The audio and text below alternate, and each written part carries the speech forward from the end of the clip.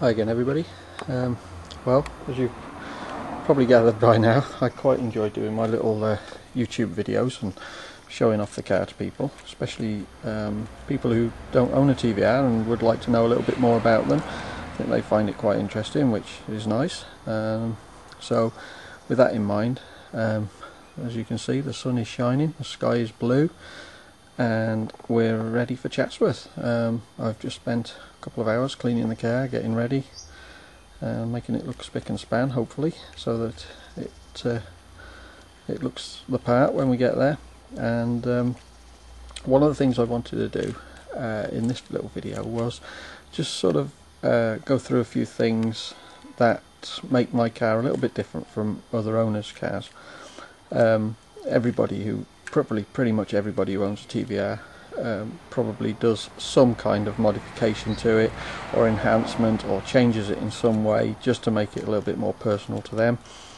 And it's very unlikely that you find two cars that are the same as each other. So most of my mods have been to do really with either improving the car, or what I think has improved it, or making it easier for me to live with.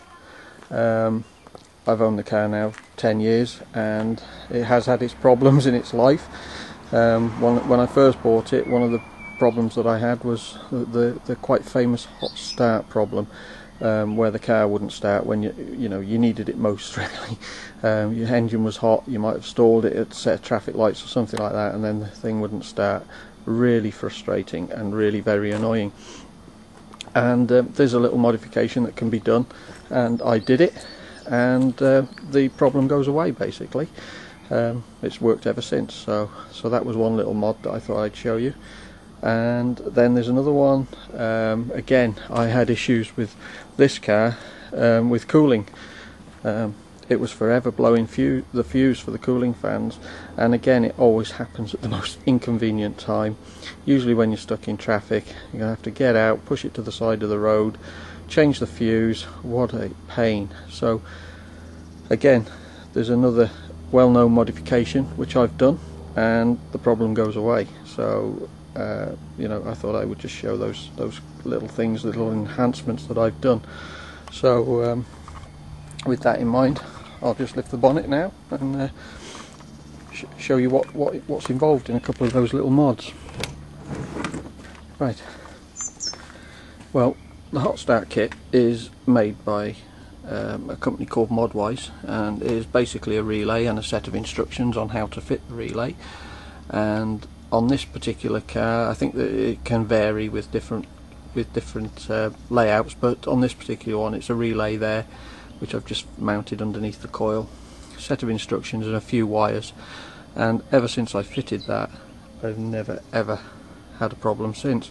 Car has always started hot or cold, so it just works. It's brilliant. I recommend that to anybody.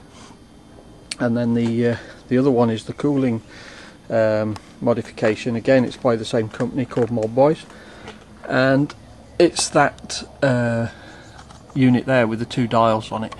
And basically, again, very simple to fit, a little bit more involved than the other one obviously, but it's still not rocket science, and the instructions are easily to understand even for somebody who's not an electrician like me.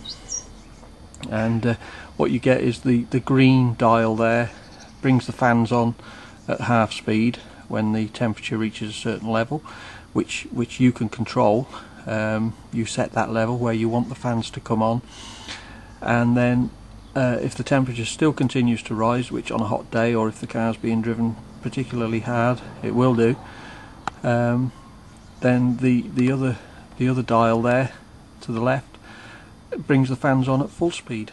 And again, you set the temperature that you want them to come on. So if you were going to visit somewhere that was particularly hot, you could bring them on a little earlier if you wanted to. But ever since I've fitted that, I've never had a problem with cooling. The fans have always worked and the temperature is always stable. So I've just forgotten about it. I don't even think about it anymore. Whereas years ago I used to drive with one eye on the temperature gauge. I don't bother. I just know it's going to work. So those are a couple of little mods that I've done under there to help with my ownership, make life easier for me. There's Clive's Y-piece there again, which I think is a good enhancement. It works, it's well built, and it reduces the underbonnet temperatures as well. My car's not running as hot, I noticed, with this fitted. Again, another one, I've uprated my cooling pipes to the stainless steel type. The other ones were looking pretty shoddy, rusty, and paint flaking off, so why replace them with the same? It's just going to do exactly the same thing, so I thought I'd replace them with stainless steel. Far better, far more effective, and looks better. Same with the brake pipes, if you can see there. They're stainless steel as well. They're made Goodrich brake lines. Again, they improve the braking, and they are just better made than the standard rubber ones.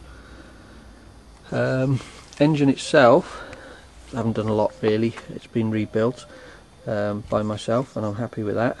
It seems to run okay, and got plenty of power for me.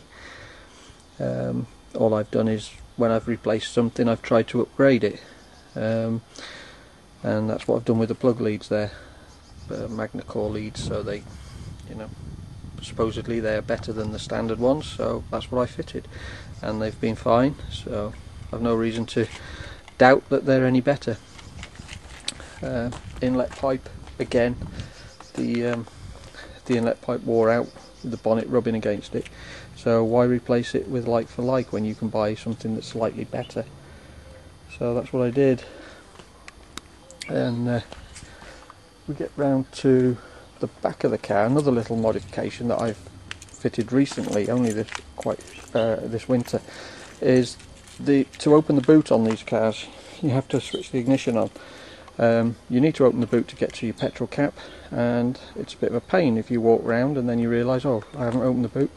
So a little modification with a little component that fits into the key fob there for the alarm, and you just rub it against the number plate, and there you go, the boot's open. And that's another little modification from Modwise that just works, easy to fit, and actually does improve the car in my view. So the boot's open now. That only works when the car is unlocked anyway, so if the car's is locked or alarmed, it doesn't work. So it's a good piece of kit really, that doesn't cost the earth.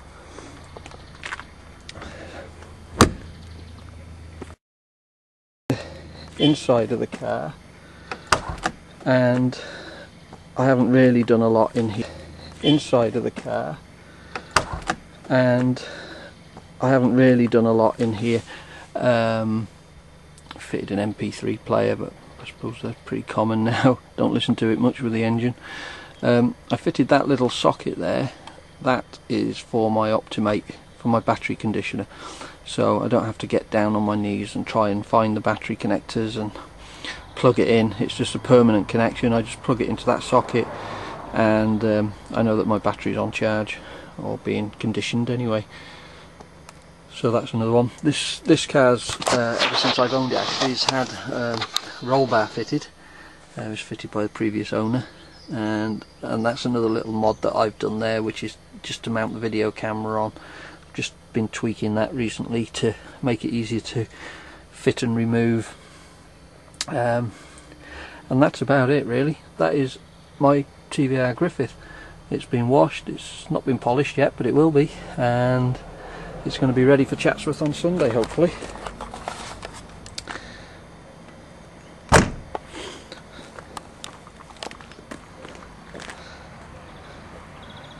So let's hope the weather stays good and everybody has a nice day at Chatsworth. I'm looking forward to seeing all the other owners and all the other cars. It's always a great event, and it's always well organised, and it's just a nice place to be. So I'm really looking forward to seeing that, to being there on Sunday. Can't wait really. So see you all there.